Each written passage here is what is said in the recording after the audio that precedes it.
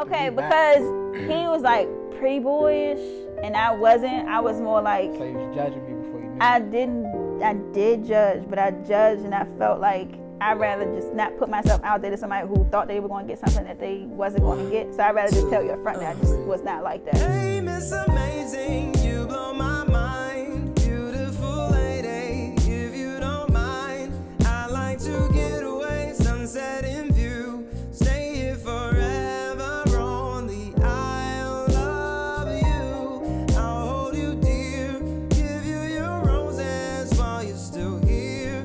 You take my breath away, my words are few. Just know forever I love you. My name is Brianna McLean. My name is Anthony Montgomery, and we are going to be the Montgomerys.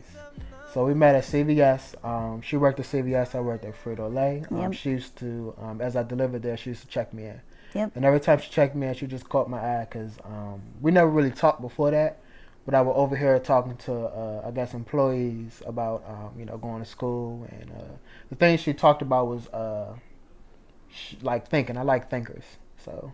Yeah, I think for me, when we started having conversation about, school and stuff, I think what intrigued me more about him was that he actually did have a degree, because there wasn't a lot of people who was his age who did have a degree or understood the conversations that I was having. So that kind of sparked it a little bit. So after that time that I just so happened to check him in, because again, we never talked, we never had conversation. So after that time, it was just like, okay, I always kind of waited for him to come into the store. So every morning I had to make sure I was at work at 7 o'clock because I knew he'd be at 8 o'clock. On Wednesdays. On Wednesdays. Yeah. Every Wednesday I wanted to make sure I was on the schedule to make sure I seen him.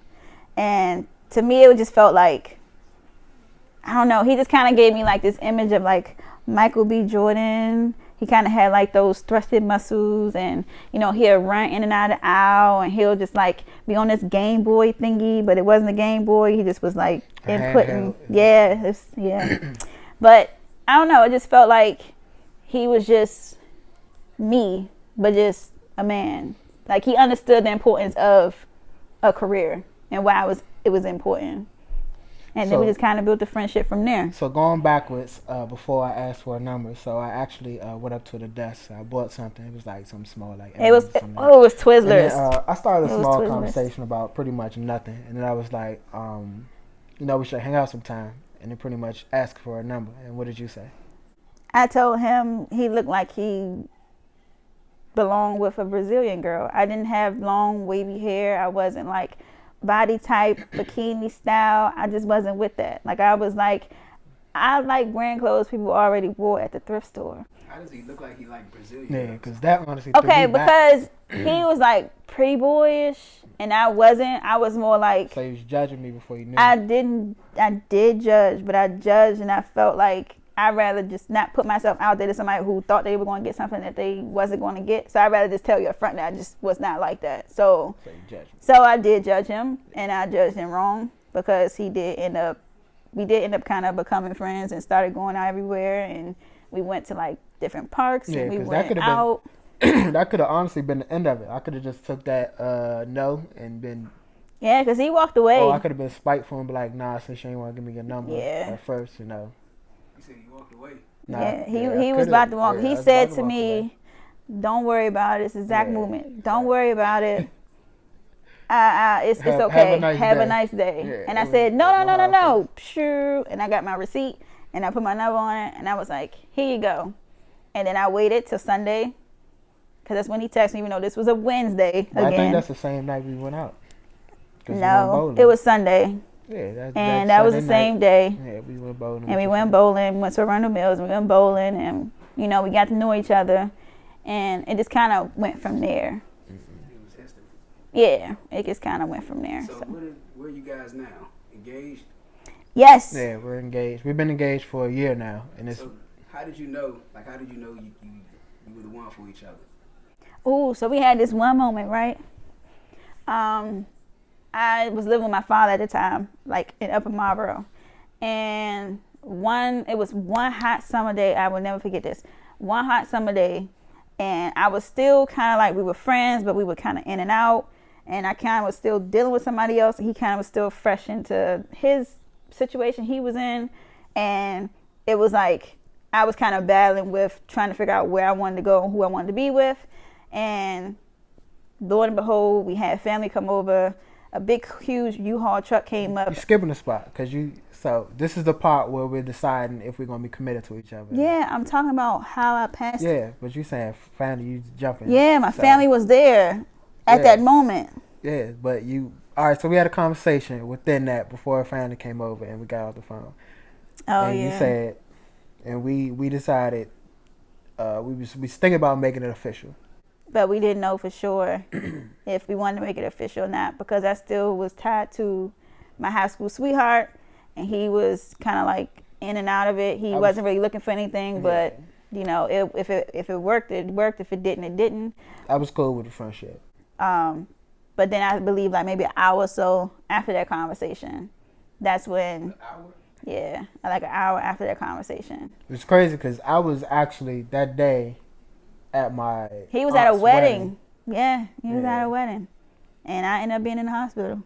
So, long story short, we were moving stuff out of a U-Haul truck, and it was really, really hot. My stepmom's mother ended up wanting to put her stuff in the garage, and I believe I was dehydrated, but the feeling to me just kind of felt like I was just getting dizzy, and so I ended up running back in the house.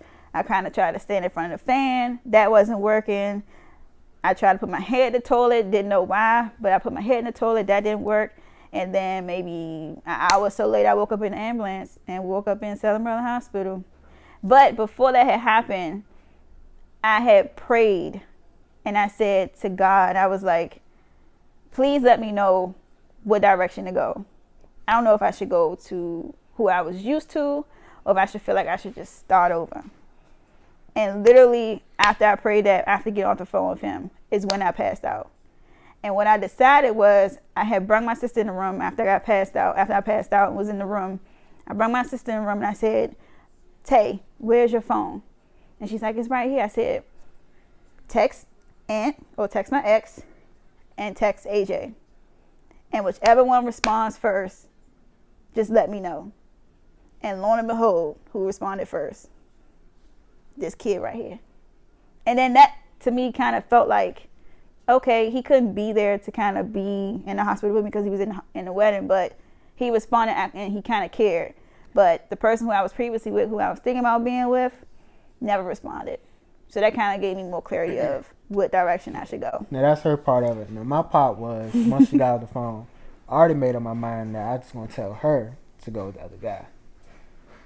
I prayed on it, and I was like, I don't feel like I was ready for a relationship.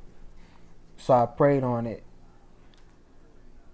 and I just left it at that. I was going to tell God, listen, you just go with that guy, and I'll be good.